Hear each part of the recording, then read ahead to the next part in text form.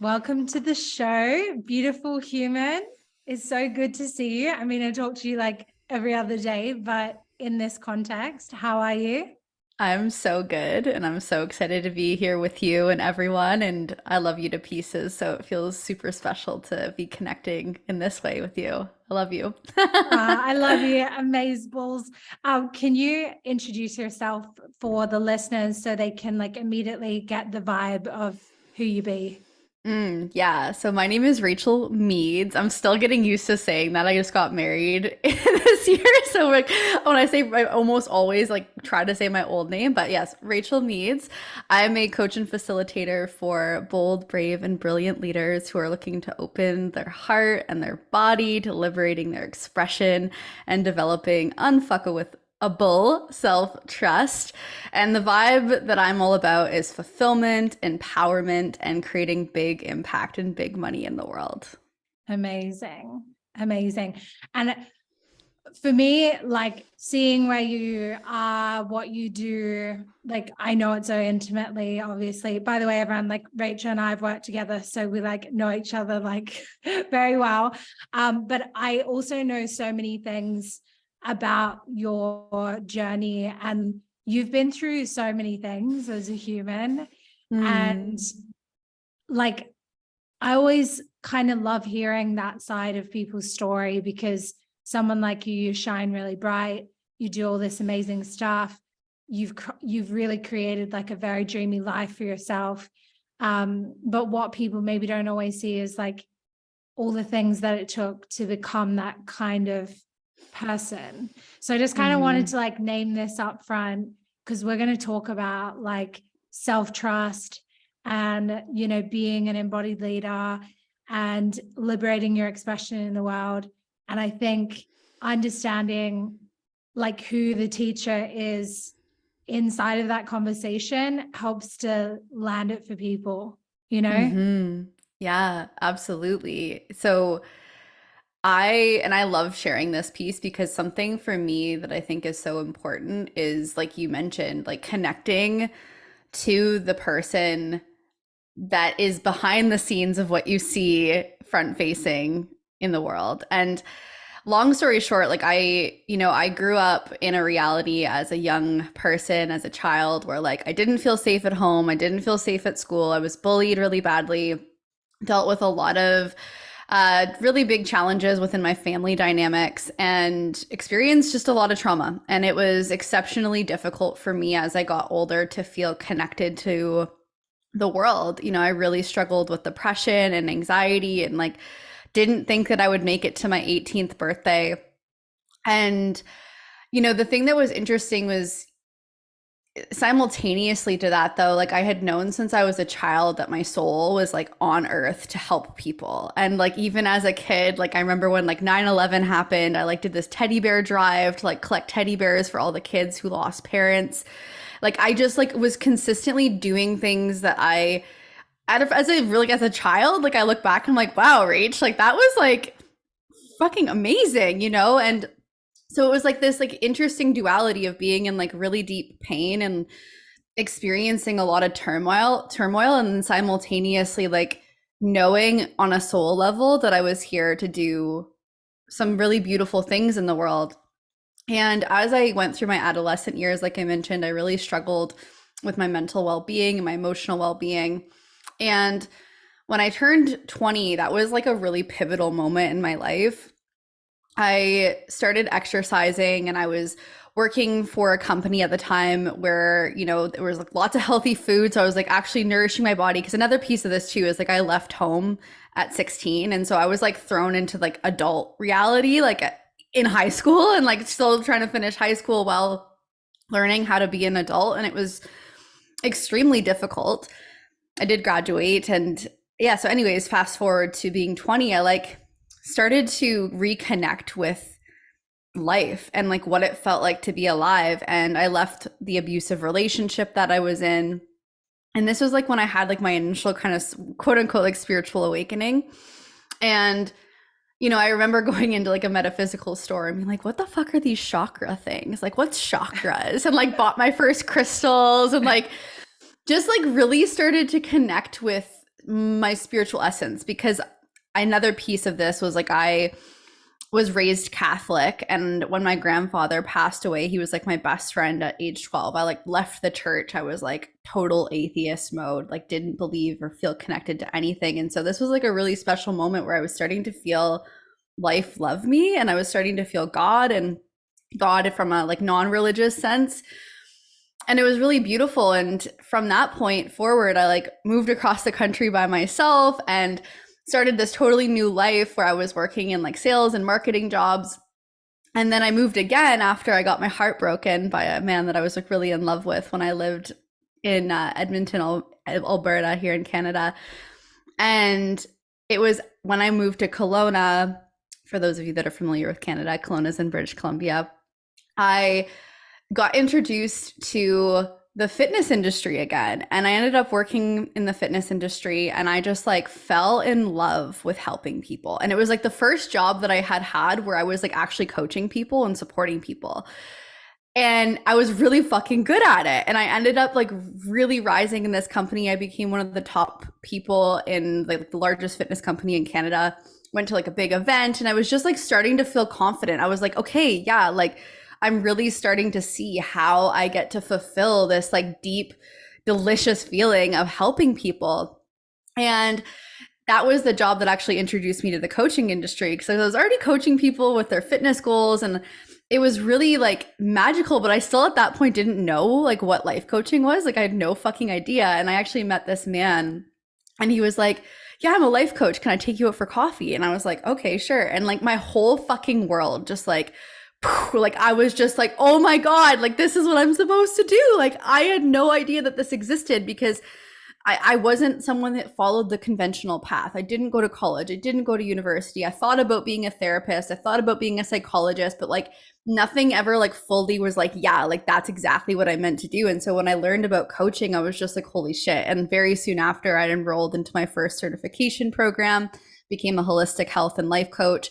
And it's just like continued to blossom from there. I've done other programs and have learned more modalities in this, 5-year window that I'm in now, being in business. And it's just like, holy shit, like that it's such an honor and such a privilege to do this work. And like I feel so grateful that like part of my role right now and in this world is like supporting people and like remembering their wholeness and their fullness, and like supporting them and just going for like all the beautiful things that they know that they're here to do. And yeah, it's just like it's wild. Every time I like retell this story, I'm like, dude, your 30 years on this planet have been a fucking lifetime. Like, wow. So that's the gist of it all. It's like kind of not really short, but It's hard to condense like 1,000 lives we live and yeah, evolutions we live into a podcast. I know the feeling. When I'm interviewed and people ask me, I'm like, oh God, fuck. All right. yeah, here we go. Here's the like main bullet points. But yeah, I mean, you're a fucking legend, like all the things that you've been through and how you've risen through that and through adversity and become the big spirit that you are for others. And I think it's important that leaders share their stories authentically, and even, like kind of messily and imperfectly like share the story rather than like, the elevator pitch kind of story, because it gives people an understanding of like the embodiment behind the teachings. Or it's easy to look at someone on the internet and be like, oh, well, it's easy for you to trust yourself. It's easy for you to be confident. But when we share our stories, I think we feel that thread of common humanity between us. So we see ourselves in other people's stories. So yeah, what do you think was like the turning point? I'm sure there's a few, but where you really started to cultivate a sense of deep self-trust? Like, where do you think that began for you? I remember, so the first 2 years of my business, just for like more context, year 1 made 0 money. Year 2 made like 6 grand. It wasn't until year 3 that I actually like went full time in my business, and I started to be like, oh yeah, like this is what we get to do now. But it was in year 2, so it would have been, oh wait, no. Wait, what would it? Yeah, it would have been year 2. Like timeline's just like, I feel like as I get older, everything just kind of meshes and melts into each other. So in 2019, so I guess that would have been year 3. What? Anyways, it doesn't matter. One of those Doesn't matter. I was still working in the fitness industry, and I was like, honestly, like the last year that I had worked, I was miserable. Like I was really struggling with my mental well-being because I was working very hard. I was working over 40 hours a week. Like some days I was coaching like up to like 20 to 30 people in a day. Like it was just like constant, like boom, boom, boom. And I'm like working out too and have a relationship and trying to like continue friendships. And it was just like, I felt like I was holding so much. And at this point in my journey too, I felt really I was really still quite disassociated from a lot of the things that I have now been alchemizing. And so there was just a lot of sensation in my body. And I just knew that it was like, I had to make a change. I was building 2 businesses while also working this like wild amount of hours. And I ended up, one of the businesses that I was building at the time is I was doing, I don't know if you're familiar with Enagic. I was doing like a kind of like a network marketing business side by side to my coaching business. And I was really involved in the like leadership of this company that at the time was called Affiliate Institute. And I had this mentor. He was this incredible man named Ryan, and he was a billionaire and like just like so like had lost it all, gained it all. Like he was just such an inspiration. Like his story was so powerful. And I ended up becoming quite close with him in the sense of like a mentor student kind of way.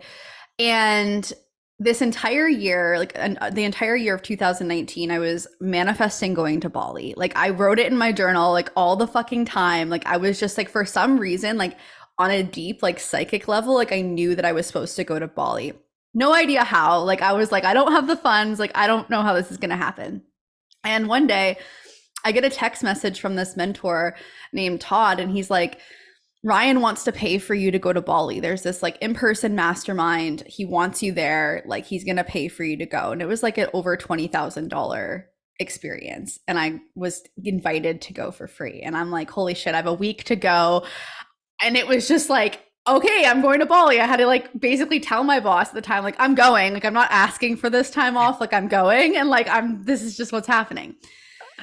And it was that trip that was like one of the first times that I like really tasted like the magnitude of what I could like create from that place of self-trust. And it was a very immersive experience. And so like I'm getting up with like a microphone for the first time and talking to a group of people and really like just going through the motions of like what it feels like to like be in a room in front of these like wildly successful humans that were making way more money than I had ever even fucking known, and being like, oh, I belong here. Like I am here for a reason.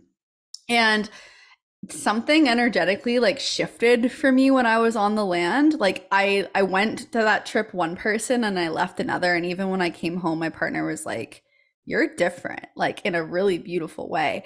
And it was like being in an environment that totally just like brought me to my knees and like needing to see myself. It was like, well, there's no going back. And I ended up quitting my job like 2 months later and going full time in my business. And for me, the self-trust piece was like knowing that I had my back no matter what, like knowing that I had gone through, it was kind of like reflecting too, like, holy shit, Rach, you've gone through so much and you've overcome so much. And like, your courage has always been there. And it was just like actually seeing it for like what felt like the first time and being like, oh yeah, like there is no going back. No matter what happens, I have my own back. And it was just this very fascinating, energetic shift where I was like, ah, cool. Like we can fucking do this. Yeah, amazing. Amazing. I love that. And I have like such a weirdly similar experience, like around the same time, like just before the lead up to me starting my business and actually even knowing what my purpose was. I went into work one day and I was like, I'm not asking for permission. I'm going on this trip. And I went to Coachella, and I still can't even remember how I funded it. And I just went, and I just remember like Rihanna was performing. It was in 2016. But like no one knew she was performing. She came out in a cloud of smoke on the stage of Calvin Harris. And I was like having the best time. And I was like, oh my God, it's like the original Bad Bitch. And I remember at that moment and like looking around this crowd, like there's a whole world out here that I don't know about, because I was like from Australia, which obviously like its own world. And I was like, it was just that moment of like, oh, I got myself here. What else can I do? What other dreams can I follow? What other intuitive nudges of my soul should I like go and pursue?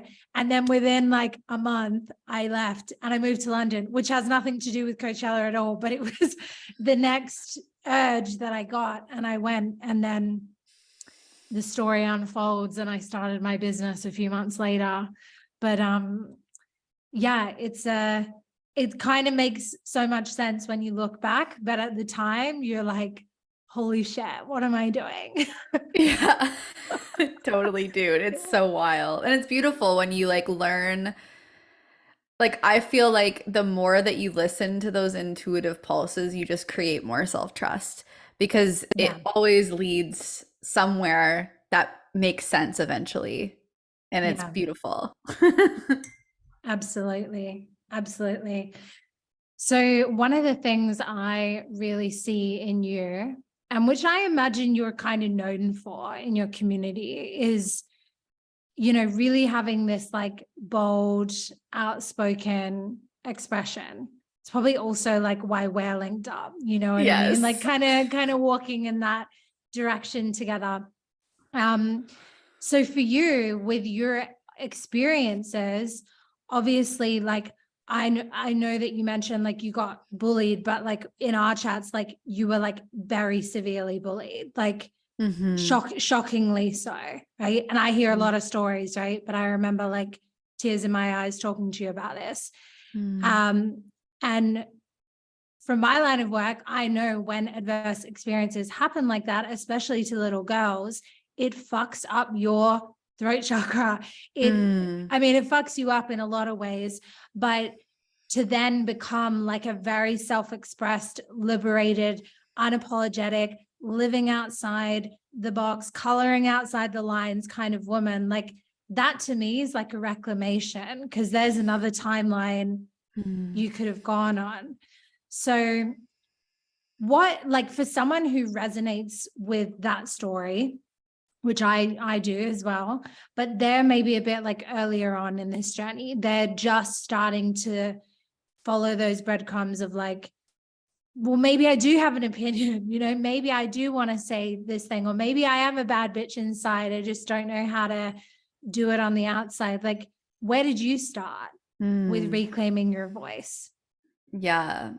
This is so huge because, I believe that our business is like one big fucking spiritual awakening and it's a mirror for the parts of us that long to be seen. And when I got into business, it was like all of a sudden, every single thing that I had never looked at, dealt with, felt was just like handed to me on a platter. And it was like, oh, yeah, that post that you made, well, here's that little girl inside of you that remembers every single time it wasn't safe for you to be seen and heard and felt. And so there's been so much like just, and I have goosebumps talking about this because again, like you don't know, we all have proximity bias to our own shit, right? And so sometimes you forget like, holy shit, I've really done this work.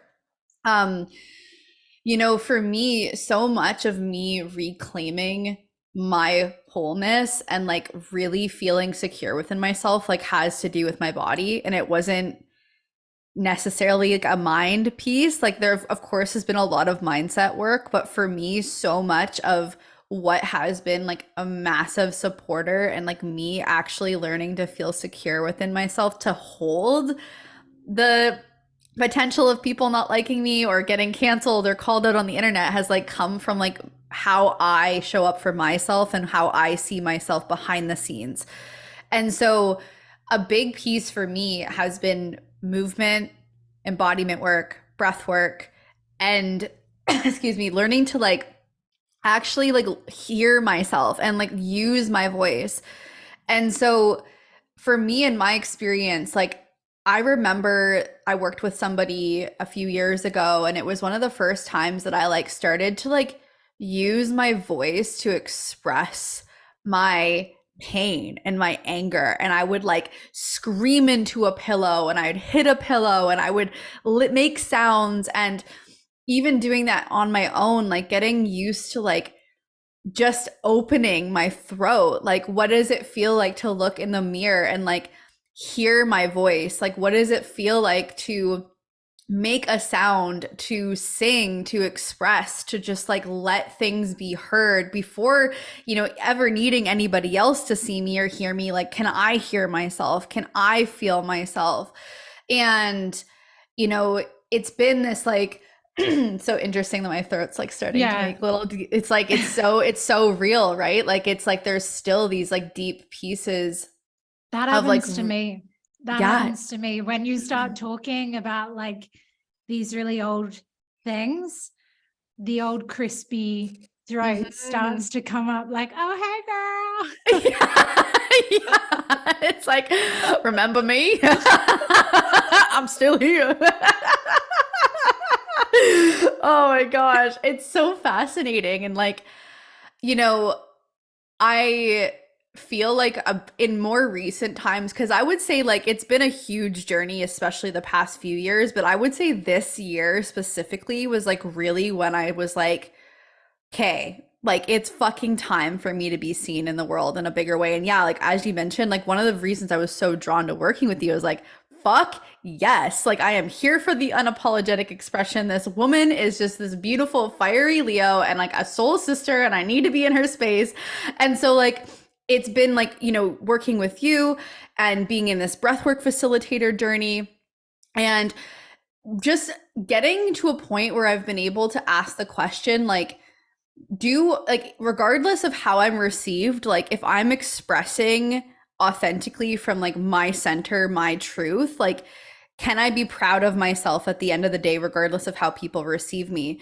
And from a more like practical like process lens of like how I've supported myself, like a big one has been breath work, like doing breath journeys and letting out fucking sounds and just giving myself full permission to be wildly expressed. Movement's a huge one for me. Like that's part of why I'm so passionate about the work that I do, like embodiment work, where it's like really running sensations through the body and like asking the question, like how would my body move if I like knew that I was safe to express? Like what does that get to feel like? And another thing for me has just been like letting myself be like I'm so silly and so weird, and like I make up songs every day and I like sing them to my cats and sing them to my partner, and it's just been like actually letting my inner child, like that like little Rach, like have space to be like, all those pieces that you didn't feel safe to express, like now you get to, like now I get to express those things. And you know, even it just on the thread of like expression, you know, I was just in my second person in-person breathwork facilitator retreat, because I'm in a year-long facilitator training, and oh my God, it was one of the most edgy things I've ever fucking done, Amy. Like we had a medicine song circle, and each one of us were to sing individually a medicine song. And I'm sitting in this group of people that are like family, but I like could feel like the words getting caught in my throat, and I like named it, and I was like, holy shit, like this is one of the most edgy things I've ever experienced. But then I started singing, and I sang so loudly and so clearly, and it was like my voice was so beautiful, and it was like another piece. It's like, okay, like this is a process of like continually reclaiming the parts of myself that long to be seen. And it's not this like one and done check, okay, I'm good to go forever. It's like I'm consistently meeting new pieces of myself, and so will anybody like that's listening. Like you are constantly in motion and learning and growing and flourishing, and it's like I feel like life in general is this big spiral. It's not linear. And so you keep, you know, kind of meeting new pieces of things that maybe you previously experienced, and you just go deeper and deeper into these things. And you know, I think that one of the most important things is like learning to actually hear yourself. And for me, that's been like very transformative. Amazing. Yeah. I think it's different for everyone as well, right? Like I was having this thought earlier. I can't remember who I was thinking about, nor would I share it on here publicly, but I was thinking about someone that I met, and I had this very like projector-esque intuition about this person. And I was like, she's got a confident personality, but I could like feel that inside she was like hurting and not so confident. I could just feel it when I was like sitting somewhere with this person. And that got me thinking, obviously, about my work, because like a lot of people act confident on the outside, and they have an extroverted personality, but their self-expression wound might actually be to do with like expressing their pain or being vulnerable. I would say that's probably like very much my journey as well, like letting myself be angry and like name when I'm fucking pissed off at someone, like, because my protection sort of throughout my life and experiences I went through is like, Amy is always like shit together like a fucking boulder, you know, just like I can take it all and you'll never see a reaction, you know? And so like for anyone who's listening, sometimes like your self-expression thing is not just like saying crazy shit on the internet and feeling good about it. It's like, can also be similar to these stories around like letting yourself share your emotions, letting yourself be angry or vulnerable or name your trauma. You know, it's so different and so complex. Oh, it so is. And it's like, for me, like I always used to hear, oh, like you're so dramatic. And so one of my biggest wounds was like, I would just, became like a fucking sliver of myself because I was like, oh, I'm too expressive. You know, I was too much. And so I would just shrink and shrink and shrink. And so for me, like it's been much to what you described, like letting that vulnerable, like the vulnerable pieces of me and the passion be seen. And I think that another piece around expression is like, I think sometimes people assume that, oh, like my unapologetic or liberated expression needs to be this like wild, untamed, like swearing and just like, I'm just like so like blah in the world. And like, that's not true for everybody. Like sometimes your liberated expression is you like being able to tell someone like how they make you feel, or being able to just be witnessed in your softness. Like it doesn't always need to be this like, I am a fucking lion and I'm just going to be so loud. Like that's not real for everybody. And for those that it is, that's amazing. But I think it's like being able to meet the parts of ourselves that are like really true and like authentic, and like some and letting it be multifaceted. Like some days I'm like super soft and like really like in my like more poetic energy, where when I write it's like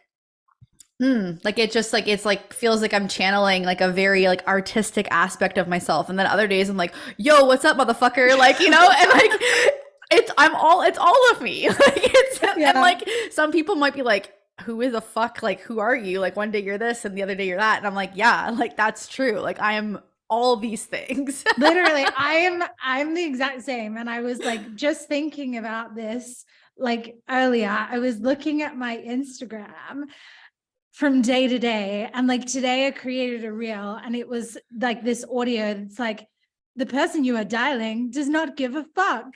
And then like the day before, my video is like, trust the seasons of your life. Let the darkness love you. And then like, and then the next one after this is like me saying, the person who sent you this wants you to know you're a bad bitch and you deserve a margarita. And my dog's in it and I'm wearing a massive hat. And I still, even though like probably 98% of me doesn't give a fuck, and kind of knows like, well, people vibe with it or they don't, like whatever. There's still like a tiny voice that's like, oh my God, girl, like, which one are you? You know, like they can't keep up. It's like, woo, you know, but I think, and we've discussed this as well, this is a wound that a lot of women have. And then particularly women who are like visible online, it almost gets amplified because you see yourself on your phone and like evidence of everything that you say and do. We have this wound of like, if we have different sides of our personalities that don't match, like quote unquote match, then everyone's going to think that we're hysterical, you know, which that word hysterical is like derived from like women's anatomy. Like, because quote unquote women are crazy. Obviously I don't think that, but you know, I think this is something that a lot of women are carrying, and I think that fucks up their self-expression too, because they're like, oh well, I can be this way, but I have to hide this side of me, you know. Oh, yeah, absolutely. And it doesn't help if you have like people in your life, like a partner, friends that like project their perspective of you onto you. So it's like, let's say you are, and this, I've seen this happen with people where they start to like become more embodied in like their fullness and like their authentic expression, and then they have people in their life that were really used to when they were really small and like were like the good girl, and then they're not really being that anymore, and all of a sudden people are like, oh, like you're not being yourself, like you've changed, and then like it like creates this like spiral of like, oh, now I'm gonna go back shrinking into myself. And in my opinion, those are the times that you get fucking louder. Like when someone's like pointing a finger at you and they're like, oh, you're bad, or like you're behaving in a way that I don't like. It's like, yeah, well, I'm going to get louder and bigger because I'm not going to dim who I am because you can't handle how bright I'm shining. And that in itself has been like a huge process for me, because I also had this like people pleasing like tendency of like, oh, I just want people to feel like safe with me and connected to me, and like I don't want to like be misunderstood, and I used to like hide my bigness and my boldness and my fullness. But then I started to learn, especially this year, like fuck that, like fuck that, and like people will either like grow with me and love me in that, or they're gonna be like, I can't handle you right now, and like that's fine too, and just like whatever.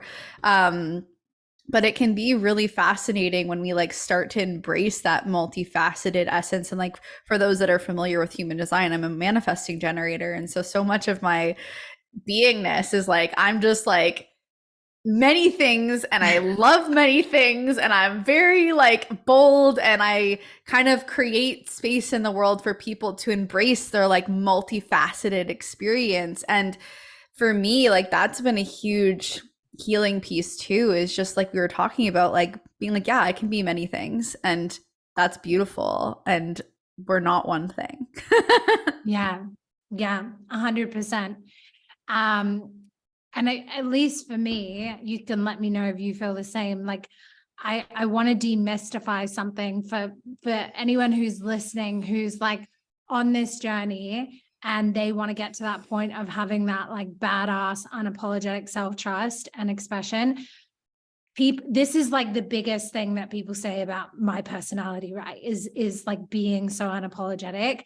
It's still like a little mission for me, even though it's like I'm quite comfortable saying something and it's normal to me to say something that is quite outrageous. Even still, like I'm met with judgment, and that there is still a part of me that's like, fuck, I want them to love me. Should I just tone that down? Right. But what I've trained myself to do is to just like hear it and be like, hey, I love you too. It's all right. Right. We're going to do this thing now. Because I sometimes think, and it gets perpetuated through the whole self-help world. Like once you heal this, then you just feel amazing all the time. And then you never have a problem ever again. And it's like, no, but I think you just learn how to like meet yourself more compassionately, and then like not let that voice run your behavior and like completely run all your decisions. Oh yeah, absolutely. Like I I am very much aware of how I still receive like when people don't like me. Like for example, you know, I've had situations in my career as a coach and facilitator, like online specifically, where like I've had people that have like I haven't ever experienced being like fully canceled. Like I'm sure it'll happen one day because I feel like anybody that's like doing big work in the world, like there's going to just be more people that don't like you. But I've tasted what it feels like to receive like shit talking, and even in my, you know, ability to self-regulate and my ability to like I'm like I know myself, like I'm still fucking human, and I still will Yeah. be like, wow, that fucking sucks and that hurts, especially depending on like where it's coming from. Like if it's some like random person with a fake account that's like I'm like, who the fuck are you? Like I don't give a shit. Like it's kind of funny to me. But if it's like somebody who's like, you know, maybe immersed in a similar community as me, and they're like really kind of going for my like basically like assassinating my character, like fuck, that hurts. And I think it's knowing that we're not here to heal ourselves out of our human experience. We're not here to not be human. Like we're going to have things come up, and I think much to what you said, it's like who we're being in relationship with these experiences. Because you know, me now, when these things happen, like I know how to process it. I've got support, I've got my own back because I do trust myself. I'm able to move through it in a much different way. Whereas if some of the things that I've experienced this year happened like 3 years ago, 4 years ago, like I probably would have handled them much differently. And I have, you know, experiences where things were happening back in 2020 where like I literally like stopped, like I just like felt like I shut down. And now that's not an option. Like I'm not going to shut down. And so I think yeah, it's normalizing the emotions. Like we're human. We're going to Yeah. feel things. It's not bad to feel. And I think it's just what's the most important thing is how you will walk with the experiences when they happen. Yeah. Step by step, right? So resonate with that. Like some of the shit that's happened to me, like if it happened now and I'd be like annoyed for 20 minutes and then I'd be like, oh, I'm over it. Like I processed that, I've let it go. Like I think back to when I first started my business, or even when I was first training as a coach and like stepping out of my comfort zone, they would have like absolutely like broken my heart at the time, and maybe like made me want to stop doing what I was doing or quit, you know? And now it's just like no gravy, baby, is all good. But I think it's like the accumulation of all those steps that builds that resilience. And so it's not something that's like an overnight process, you know? Absolutely. And like the word resilience, I think is so important because if you're, regardless if you're an entrepreneur or not, like, regardless of what you're doing in life, building resilience is so important because like life is inherently full of duality. Like there's amazing things that happen and then there's shit that you're just like, holy fuck, like are you serious? Like is this actually happening right now? But it's like every moment that happens before those moments is what prepares you for the ability to handle these experiences. And oftentimes if I'm going through something that I'm like, you know, even the past few months where I was like, okay, I'm holding on to the holy shit handle of my life, like what the fuck is happening right now? I was like, okay, but I know that like this is preparing me for what I've asked for, just like every moment before. Like I'm capable. And that resilience is like that tenacity. It's the willingness to be like, okay, maybe I'm experiencing some adversity right now, or I'm feeling fear, or I'm going through a hard time. And it's like honoring the full spectrum of your humanity while also not drowning in it and being like, I'm gonna fucking walk with this, and I'm gonna be embodied in what it means to be me, and focus on this like, focus on like the vision that you hold, and move from that place knowing that no matter what happens, like you got this, like you fucking got this. Yeah. I remember when I read this very famous book, I'm sure you know it, Feel the Fear and Do It Anyway. And I remember like there's this mantra in the book that she says over and over, which is like, you just say when you're in the face of fear, I'll handle it. And I remember just being like, oh my God, that's what I've been doing the last like 2 or 3 years. I was just kind of doing it accidentally by myself, where I didn't have it all figured out, but I was like, I know I have to trust myself. So like every time I would take a step or I would face something hard or I made a mistake and I fucked up and I tried again, I would be like, okay, can I handle it? And then I would be like, I'm pretty sure I can handle it. Like, I don't know, but like, I'm pretty sure I can handle it. And it was like my whole life is basically now just like a series of those kinds of inner conversations where it's like, I can handle it. Yes, absolutely. And a big thing for me, like back at the beginning of this year, right before I had my surgery, I did a mushroom therapy session. And one of the things that the mushrooms gifted me was like, discomfort doesn't mean you're unsafe. And that for me has been like, I even have goosebumps like saying that, because for me, that was like a game changer this year. Like this acknowledge, and I think I knew, like I already knew that on like some conscious level, but like to really feel that like in my core of, wow, discomfort doesn't mean I'm unsafe. Like things can be wildly uncomfortable and I'm still fucking safe. I still have my own back. I'm still secure in who I am and what I'm doing. And being able to like really hold that as you move forward. And I know you and I both are a 3-line in human design, and so much trial and error and so much, experimentation and like figuring things out. And it's like, we're just basically like thrown into the fire to like bring back this really beautiful wisdom for the rest of the collective of like what works and what doesn't work.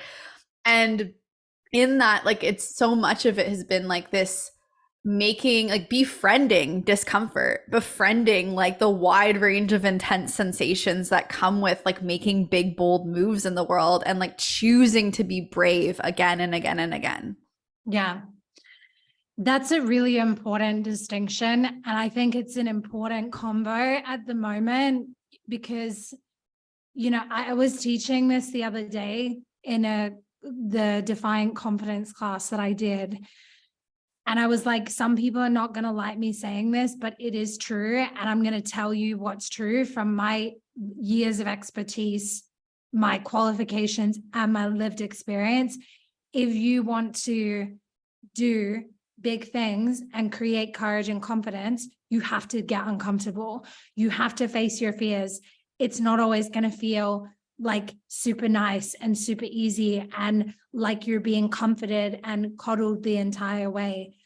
That's just like not reality. There are beautiful things that can come in secure relationships and through security and being well resourced, but let's not conflate being uncomfortable with being traumatized, because they're not the same thing. And I think that that's also this is a really big distinction between why someone might hire a more holistic practitioner like a coach, a somatic therapist, a breath worker versus a clinical psychologist or a counselor. They're both great, but if you want to have your past experiences affirmed and to feel safer, therapy's fucking wonderful. Truly helped me in the beginning of my journey. But if you're wanting to create big, bold expansion, growth, to do things you've never done before, maybe create something really crazy from like your mind's eye, you're going to be uncomfortable. Yeah, dude, like, fuck yes to all of that. And like, I feel like that's it's just so important, because I think that there's been a lot of conditioning around, well, it's got to feel easy. And if it doesn't feel easy, it's the wrong move. And if it doesn't happen in this exact way, then like I'm failing or someone else is like to blame. And it's like, dude, you've got to be willing to fucking get uncomfortable. Like, it's like, even if you look at it from a subconscious lens, like anything that's outside of your current normal is a, quote unquote threat to your subconscious. Like you actually need to be willing to meet your edges and expand beyond that comfort zone to get what you desire. Because if you're constantly making decisions and you're constantly operating based on just like what you see right now in front of you, you're going to fucking stay in the same shit again and again and again. Like there is this need to learn how to walk with fear, to be uncomfortable, and to know how to regulate yourself along the way. Like it's like so many of the decisions, like I wouldn't be where I am today if I didn't get uncomfortable. Like Yeah. I don't subscribe to this idea that everything needs to feel safe all the time. Like safety is an internal, in my opinion, it's an internal thing. It doesn't come from like the outside. And like, obviously there's so much nuance in that piece of the conversation. But what I mean in this particular context is like, we decide like what, like if we're going to be safe or not. And like you can be doing some real scary, brave shit that most people are like, that's fucking wild. Like I couldn't imagine. And you're like, yeah, but I've got my own back. I trust myself. I'm fucking good. It's really scary, but like I'm fucking good. And I think that that's so important. So important. I mean, truthfully, in the trauma-informed trainings that I've done, one of the ethical things that, or one of the things that you're not meant to say is that you're a safe space. Yes. And because it's actually very presumptuous and inaccurate to promise and guarantee people a safe space, because you could literally be the most incredible, well-trained, trauma-informed practitioner, and you have no idea the complex tapestry of lived experiences and different intersections of people's identities and what is going to feel unsafe to someone. And so the way I was taught is to say, I will create a brave space for you to take brave action. That's what I do too. Yep. Yeah, because, and give people an environment where they can access in whatever way through their own choice and agency, that sense of what you said, like I've got myself. And for some people that might mean they have to put things in place or practices or do breath work or have a therapy care support team alongside doing this work. But there is going to be discomfort, because if it wasn't a bit uncomfortable, we wouldn't call it bravery, right? So exactly. I think you wrote that like the other day on Instagram, something along those lines. Yes, dude. And like, even, you're, of course, because you do breath work facilitating as well. It's like, you can be in like a breath work session and there is like very intense sensations. There's a lot of emotion. There's a lot of stuff coming up, so much resistance. And like, you learn to be with it because you learn how to cultivate like your own safety within yourself. It's not the facilitators like doing that for you. Like you're doing that. They're holding this container where you can meet your edges and you can go there and you can really be with it all. And I think that like calling spaces brave spaces is so, so deeply important. And I think all of life is like a brave space. Like life is inherently risky. Like life is not necessarily safe. I mean, you could literally walk out your front door and like get hit by a car. Like that's just, life is meant to be lived and expressed, and it's meant to be like very much like it very much invites you to be brave with it all. And I think that when we start to learn to meet these edges, to be with the resistance, to understand that discomfort doesn't mean we're unsafe, can we breathe into it a little deeper? Can we be, more present with what we're experiencing, and to really know that like we can handle it, like we've got it, and to have, to be well resourced, to have the different tools and support systems that help you move through these things. I think life becomes so much more full.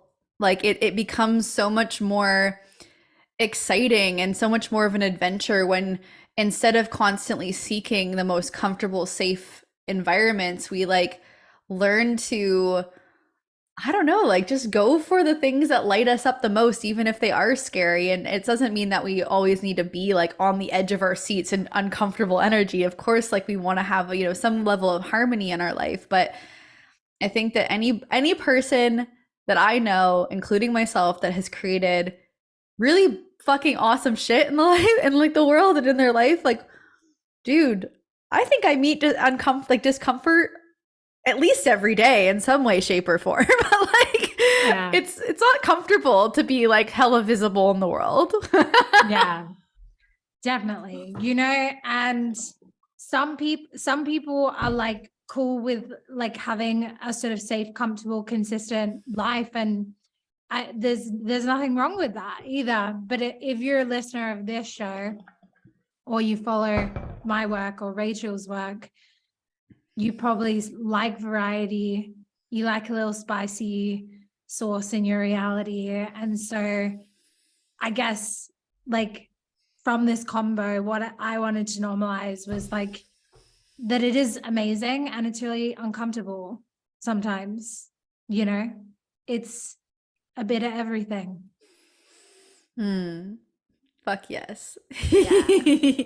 My love, where should everyone come find you? You've got some like new hypno tracks and stuff. So why don't you mention Yes. those as well? Yeah. Hell yeah. So you can definitely come hang out with me on Instagram at Rachael Meeds.